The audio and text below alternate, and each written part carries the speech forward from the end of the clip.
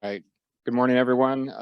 My name is Greg Baer. I am the new director of airports for Contra Costa County. I started about almost 6 months ago, and really happy to be here and talk about some of the things that have been going on and where we plan on going.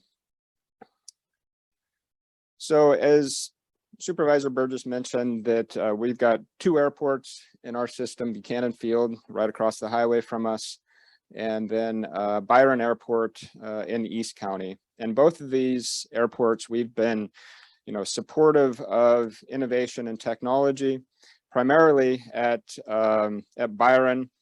You heard from others about COAs, certificates of authorization. Contra Costa County has partnered with the University of Alaska at Fairbanks that actually holds the COA, and then we have an agreement with them to allow operators to tag on to their COA and operate at places like Byron. So just real quick, Buchanan, we have 4 runways. There's a lot of pavement there, and this is called Class Delta airspace, meaning there's a control tower.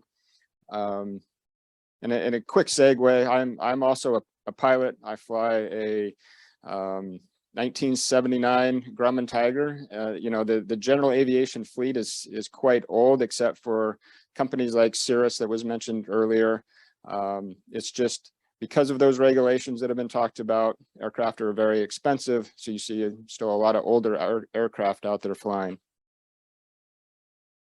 Going back to Byron, 2 runways. And this area, I meant to have a picture, but this kind of open area to the west of the 2 runways is where the airspace for testing occurs. That's where the COA allows for flights up to 10,000 feet. So as Supervisor Burgess mentioned earlier, we have the BATS program called the Bay Area Testing Site. And so we've been partnering with companies, and you'll hear from 2 of them here in a minute that we're working with. And I mentioned the partnership with University of Alaska Fairbanks. In addition to allowing testing, there's other benefits that are coming. There at the bottom, it says data collection site. So one of our operators at Buchanan Field, in addition to testing, they've also built, these basically little small microphone units that we're working with them to deploy across the airport.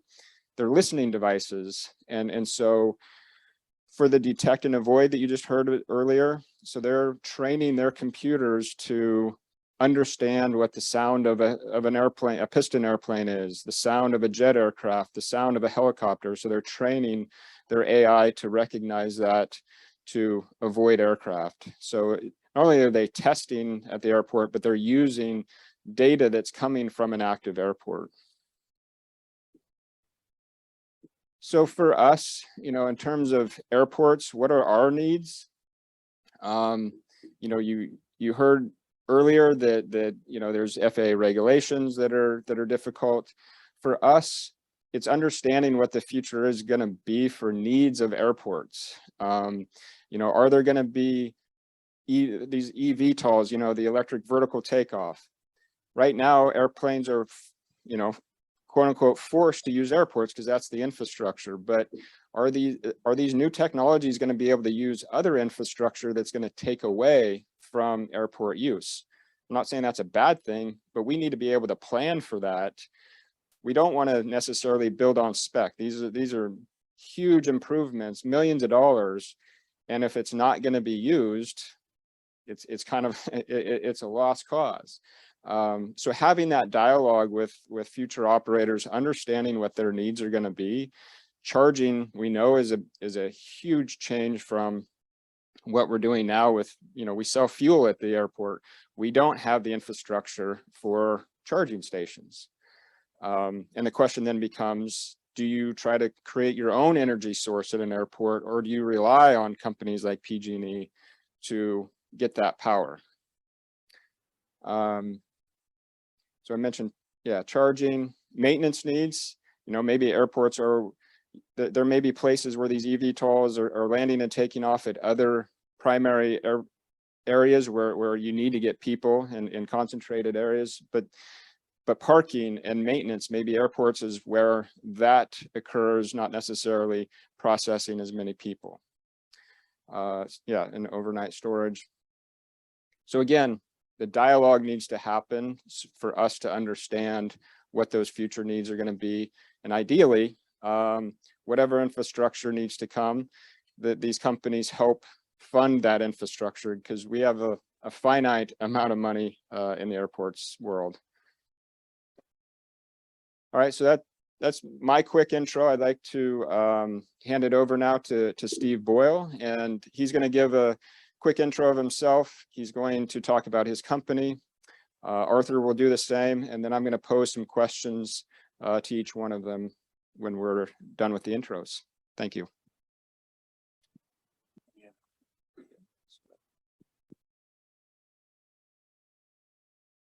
Morning.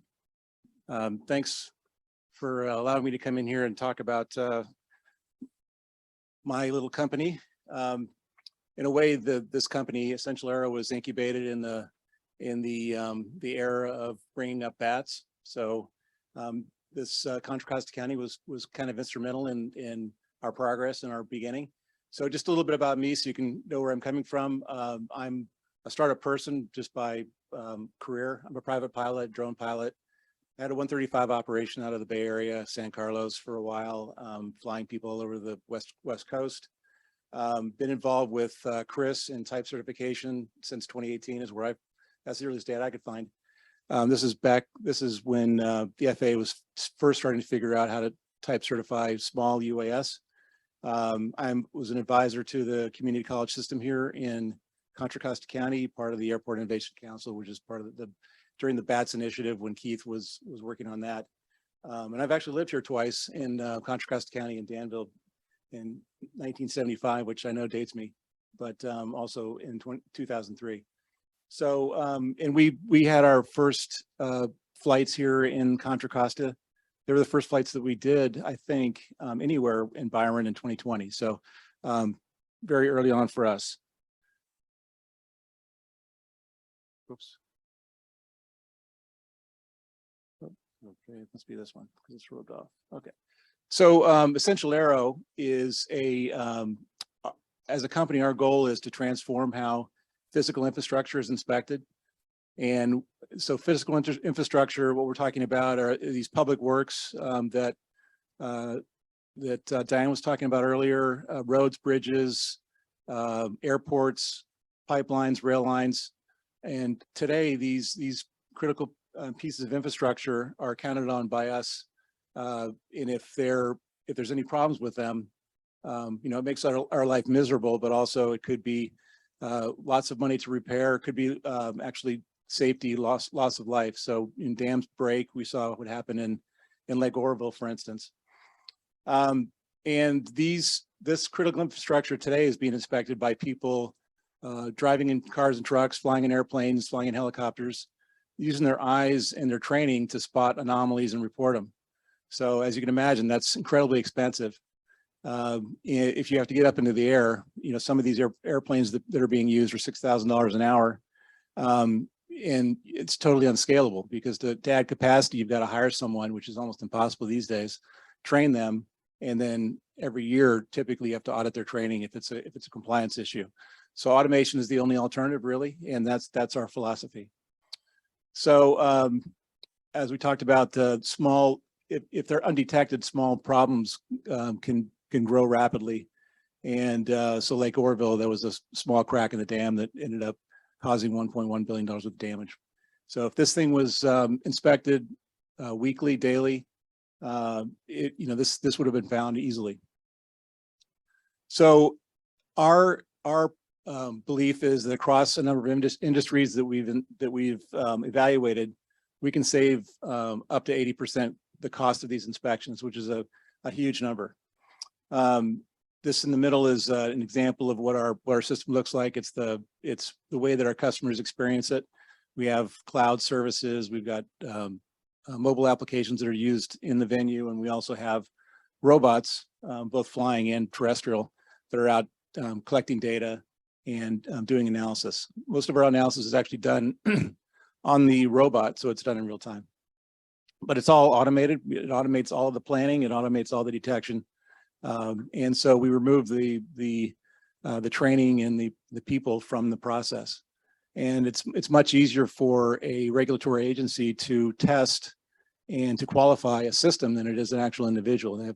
Individuals have to be qualified individually and audited every year. It's an amazing amount of time and energy.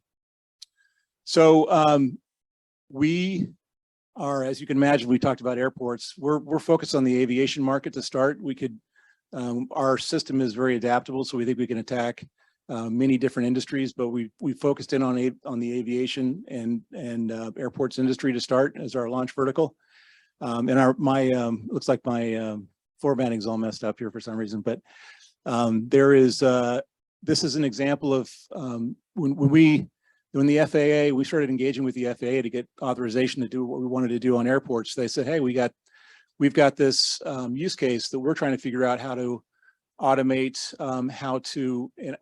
we'd really like to figure out a way to integrate drones and drone capabilities into our portfolio of services and systems. And so they hired us to help them implement their flight check procedures and inspections on top of our system. So we've been working with the FAA for about 10 months. They use, so flight inspection is an organization within the FAA that is fairly sizable. They're the ones that are tasked with assuring the safety of the NAS, all the navigation aids and all of the systems on the airports that guide airplanes down to the runways.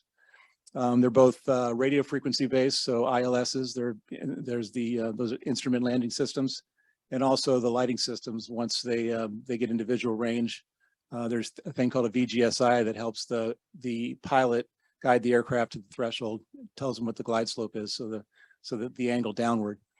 So they inspect these things every year, every 540 days, so a little bit over a year, and they do that right now with turbine aircraft. So they're burning Jet A. They launch out of 3 different facilities throughout the United States, and they fly over to these airports, and then they do multiple passes to ensure that everything is lined up and calibrated properly. So the airplanes they're using, some of them are Challenger jets. If anybody knows what Challenger jet is, it's a massive, personal business jet. And they have 3 people in the tube, two pilots and an mission specialist. They modeled that out at $6,000 an hour. That's their number. Their average is 6.5 passes to get it right. So that's $40,000 per inspection, which is, they think is pretty reasonable. With our system, when we kind of redesigned it and built it on top of a drone platform, it's a change in magnitude of economics. The system's only $25,000, and that's for the systems we're using today.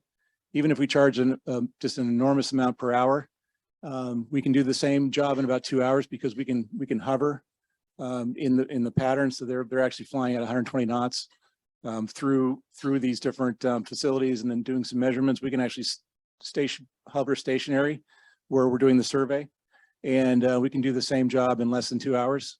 So that's a 90% savings to us as the taxpayer in these inspections. So it's pretty huge.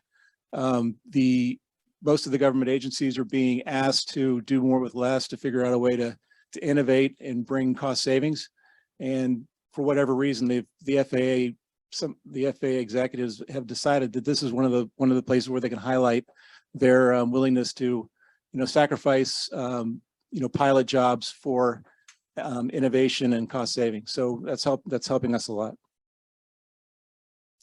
So, as I said, we're working with the FAA. We did lighting systems earlier this year. We're now starting up on ILSs, which is the radio stuff. So we're attaching radios to the bottom of the drone and flying that around and doing surveys. And that's led us to another project, which is HIRF, high intensity radiated field inspections. These are the inspections of radars and 5G towers, things that FAA is concerned about bleeding into avionics and reducing and adding risk to landing and taking off from airports. We also have gotten a lot of traction from the Air Force, because Air Forces, obviously, they manage airports just like a commercial airport. And so we've got a project that we're trying to get going at Nellis to do fog detection using drones on their runways. And then at Luke Air Force Base, we've got a aircraft maintenance automation system that they would like to see us do. So we're working on those. We have test agreements with here in Contra Costa to do testing, and Medford Airport, which is where the third airport that we're working with. And we hope our airport product will be on market in the end of this year, 22. So that's an overview of Essential Aero. That's not too, I think it's my turn.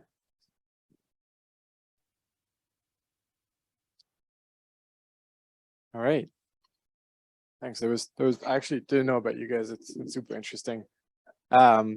This is funny because Chris was doing the keynote. I work with Chris at Kitty Hawk.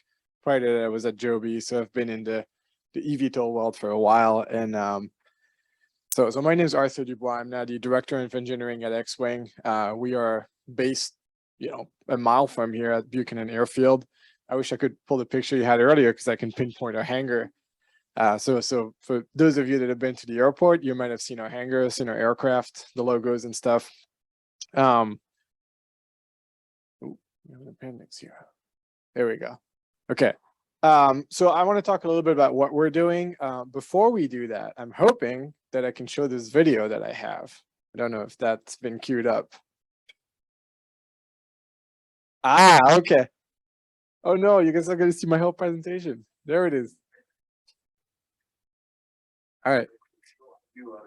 So this is our technology in flight. It's an autonomous Cessna Caravan. It has a safety pilot, but you will see a gate-to-gate flight where the pilot doesn't actually touch the controls. It's a fully autonomous flight, and it's flying today out of Buchanan Airport, out of Byron as well. The video should be about 1.5 to 2 minutes. And so that's not just the flight, it's also all the taxi phases. We're trying to create a product here for cargo transport, autonomous cargo. And so we have to think about taxiing, we have to think about ground operations as part of the system design. So on the bottom right, you should be able to see the controls moving automatically. And then this is what the system actually sees, and it can track, these ADS-B beacons that Chris was talking about. It also has cameras. It has a radar that can detect non-cooperating traffic.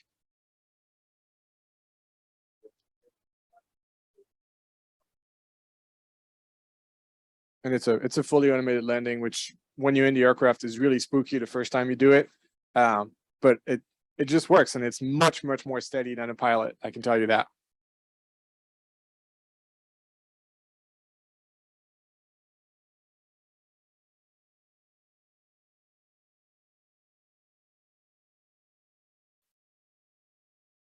Okay. All right, now we can go back to the top. Okay, so we're Xwing. We are a venture-based company based out of Concord. Our end goal is really to create an autonomous network of aircraft for cargo as a starting point. The reason we chose cargo are, Chris highlighted the safety benefits of not having people on board. We think the safety case is much easier to make for that, specifically over selected areas, right? Like if you fly in Alaska, if you fly in Hawaii, if you fly over water, even if you fly here, there are routes that effectively have no one on the ground. So we think it's an excellent entry to market for the autonomous technology. And we're talking FAA certified autonomous technology because we know it's incredibly hard, but we think it's possible. In terms of ways that we think this can help, there's really many angles, but one is the UPS of this world, the Amazon, the DHL, they still have a hard time with the logistics network getting on-time deliveries, specifically when conditions get worse in the winter or when there's natural disasters or things like this. The second piece that we think is really important is with an increase in these kind of the density of these autonomous cargo aircraft, we think that, you know, air transport becomes much more appealing. It's a much more interesting business case, specifically air transport to remote communities, which today is, you know, is incredibly challenging. The U.S. government actually sponsors these types of flights, specifically in Alaska and some of the more remote parts of the country. And so the benefit that we see here is by enabling this kind of cheaper business model for cargo transport, we can go and bring more business to these smaller towns. People could potentially start, you know, living there, and it becomes much more affordable for everyone.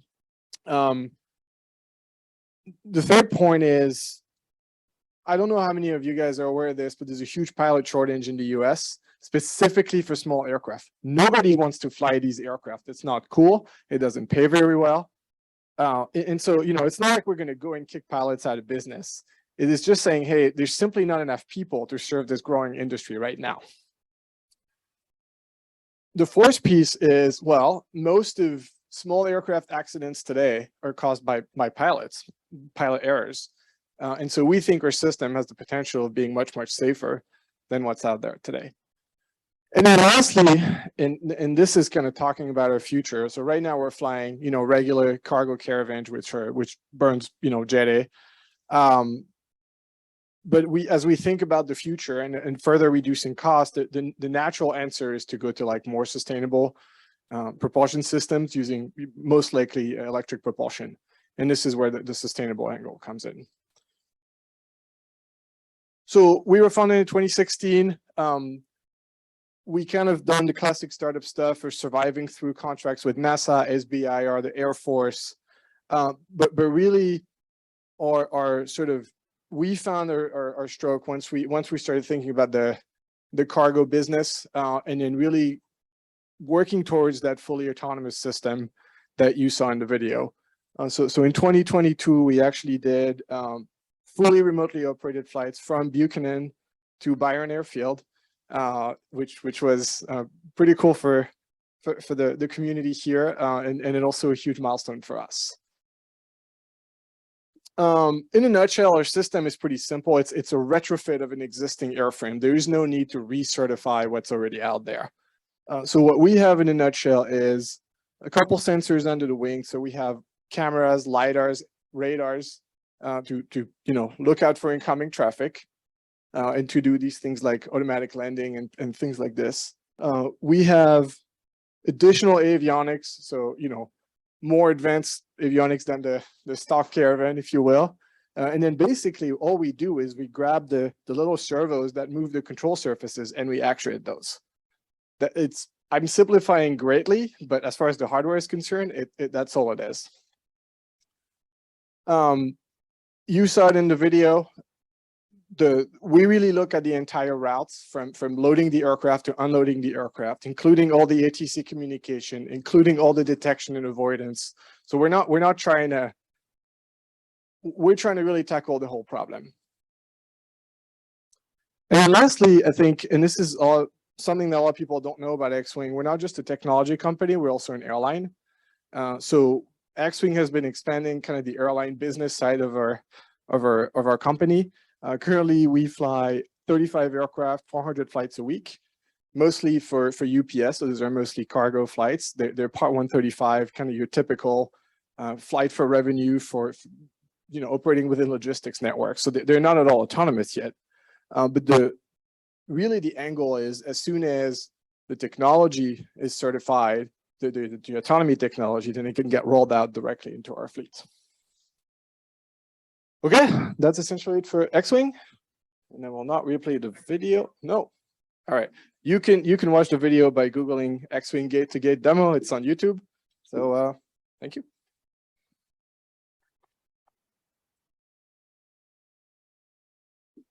All right, thank you, gentlemen. I'm gonna pose. We'll start with one question, and we'll go through that, and then I'll open it up for questions with the audience. And I'll start with Arthur. So when do you think the first unpiloted revenue flight will occur from Contra Costa County Airport?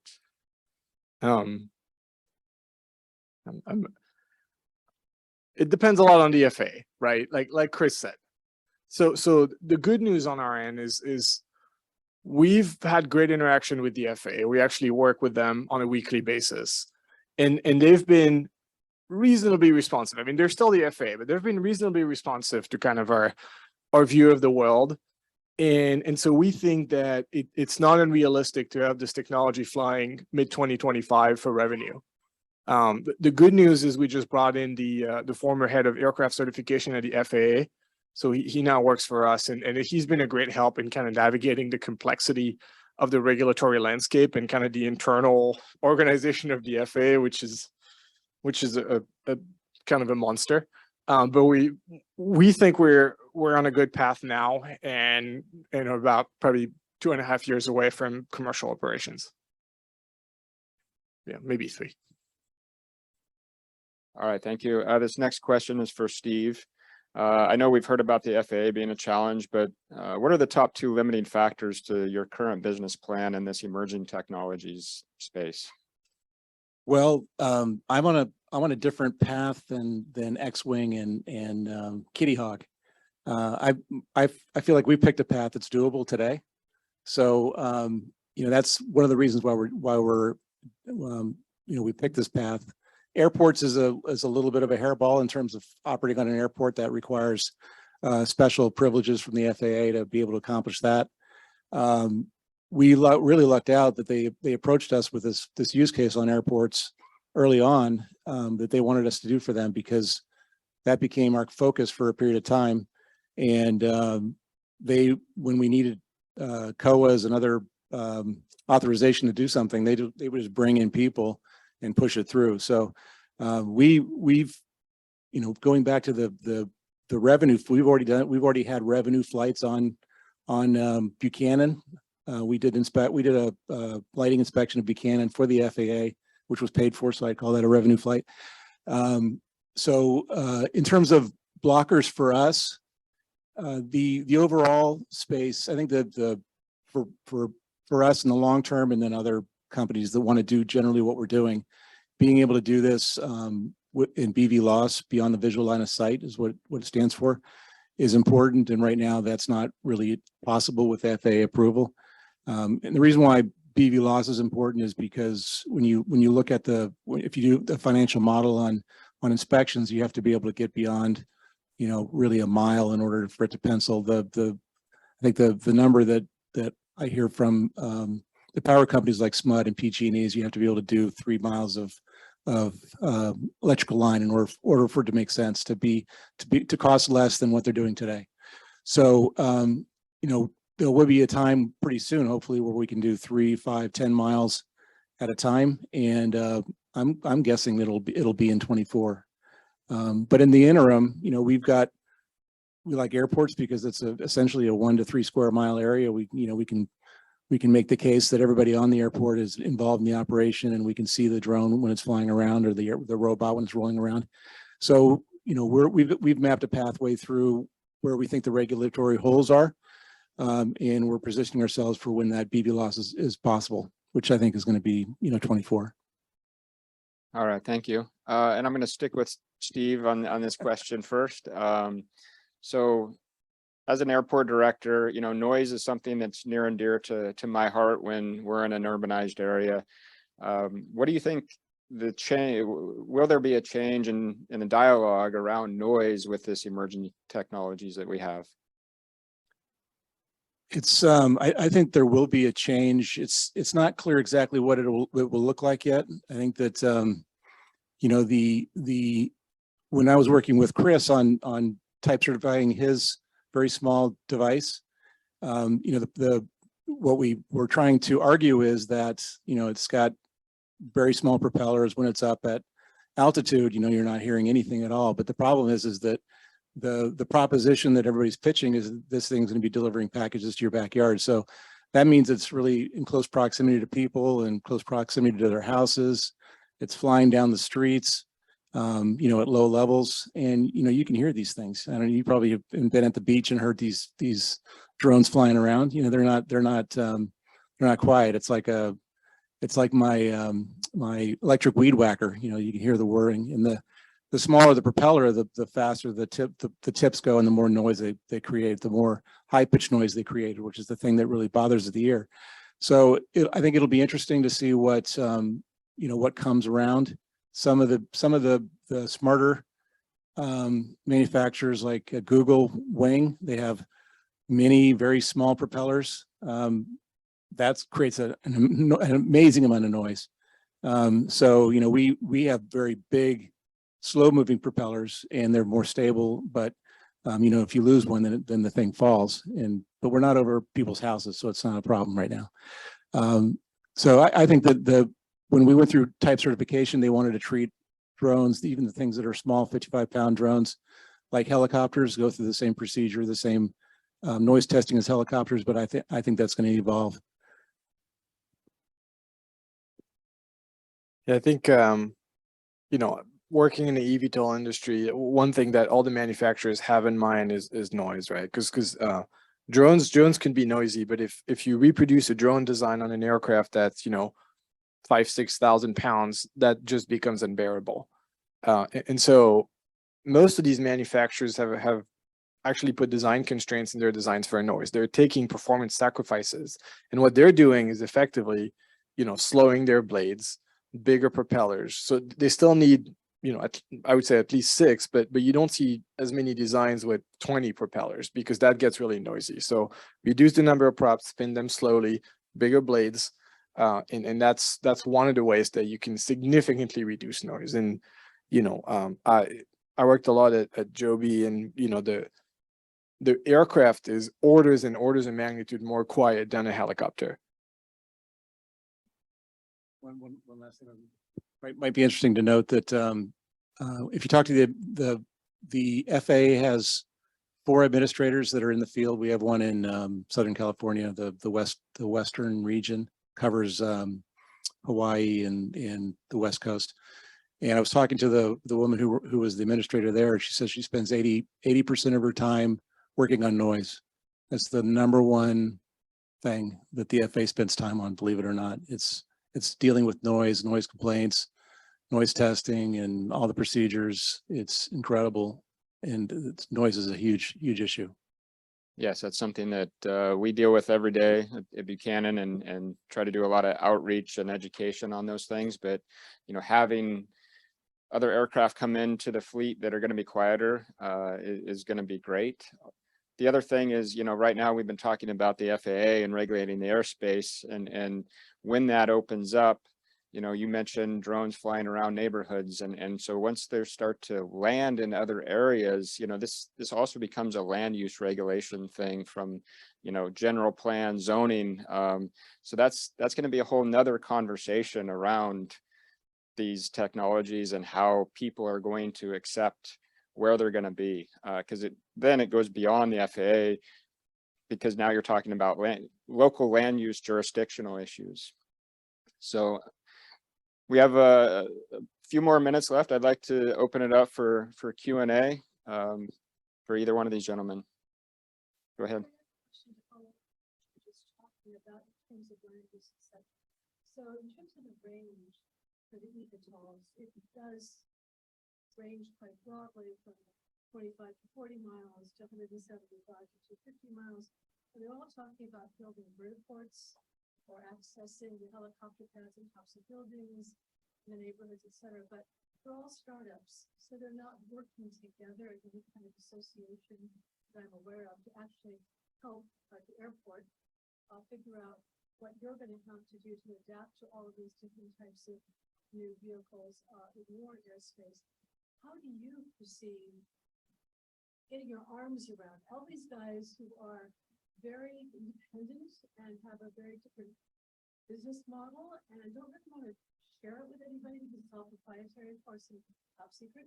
So how do you actually do that? That's just an amazing thing. That's a very good question. You know, how I'm going to do that.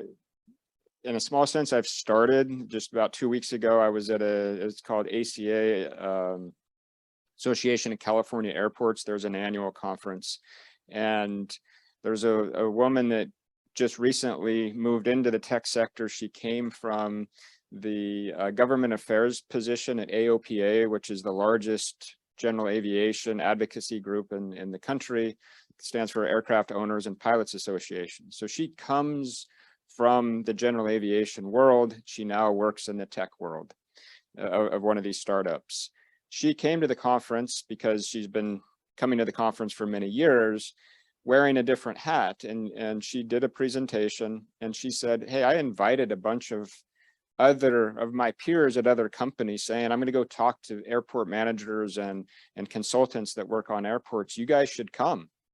And they're like, why would we go talk to a bunch of airport people, right? And to your point, they're hyper focused on their technology, but we need to have that dialogue. And so we're starting to try to have that, but however we can do it to, really get people to pay attention and come together, I'm open to ideas, and maybe you guys can speak to that as well.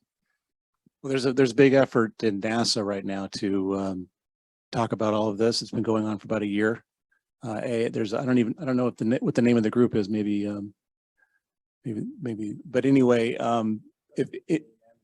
yeah, the AM initiative. If you're interested in that, somebody send me a note and I'll send you a link to their website. But they have meetings once a week on everything from vertiport design to electrification to AAM traffic management. It's a massive effort. I was amazed that they spent this kind of money this early on in this process, honestly. But they've got a lot of people working on it, huge, maybe hundreds of people within NASA doing it. There's also ASTM I think they just approved vertiport design guidelines. And that's something that I don't know if it's available to everyone, but it is. Okay. So those are the two places I would go look to start if you're interested in this area. But there's a really massive amount of investment both in industry and in government in this space. So you touched on all my points. We're good.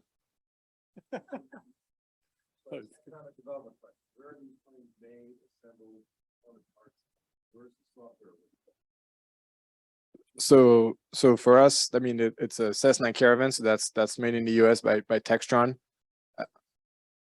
It's a good question. I actually don't know. I don't know the exact plan for the kit, but thank you. And then the software is something that we write here in-house. Under obviously there's a whole slew of regulations to make sure we don't do anything stupid. But precisely, and I'll tell you, like it's not just the engineers, it's all the operators for the system, right? Just because we have no pilot doesn't mean that there's no industry around it. There's tons of people operating the aircraft, loading, unloading, maintenance technicians. We don't want this to be thought as we're taking jobs away from pilots. There's simply no pilots who want these jobs anyway. So really, we think of it as we're going to be creating lots of opportunities for jobs. So I come from military background, and U.S. Air Force actually has technology that allows end users to, I use the word hack loosely, but hack into small commercial drones, and we can manipulate the flight path, take them out of the air intentionally.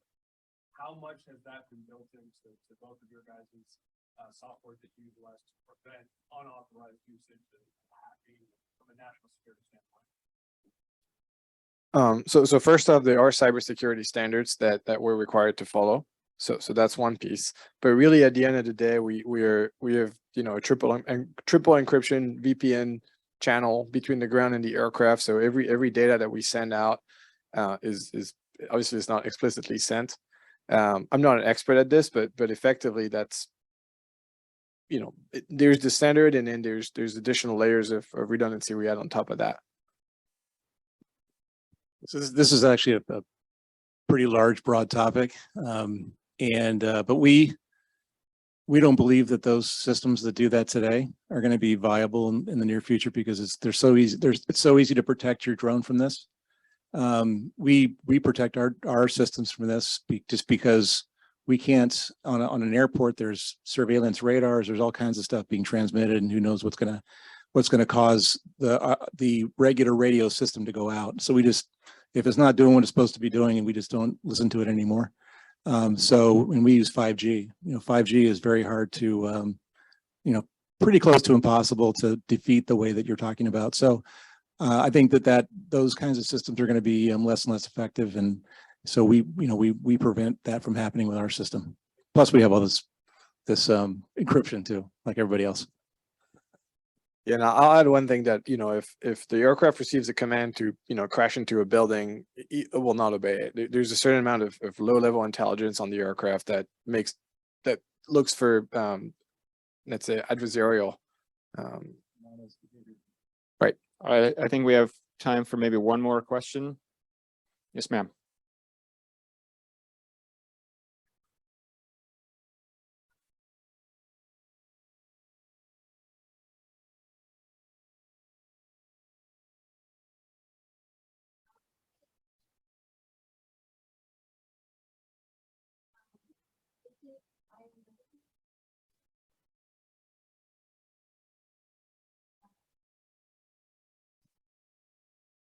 It's really any of the above, right? Like UPS just has these big 747, 767 that will land in these big depots, and whatever they want us to carry to the final destination, we will. So in some cases, I'm sure there are some biotech application, but we don't even open the packages. We're just a cog in their machine, if you will. All right, maybe one more. All right, we got to all of them then. Excellent. Well, thank you, gentlemen. It was a pleasure working with you.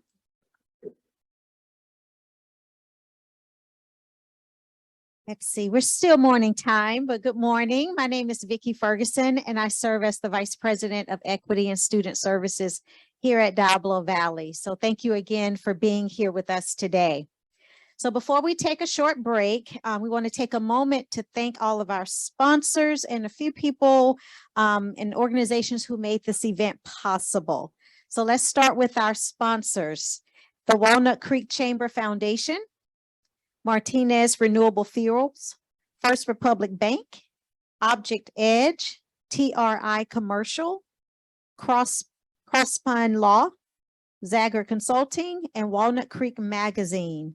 But we especially want to thank the DVC Culinary Arts faculty and students for providing the refreshments. So let's give them all a hand of applause and thank you. We'll now take a short 15-minute break. We'll see you back shortly.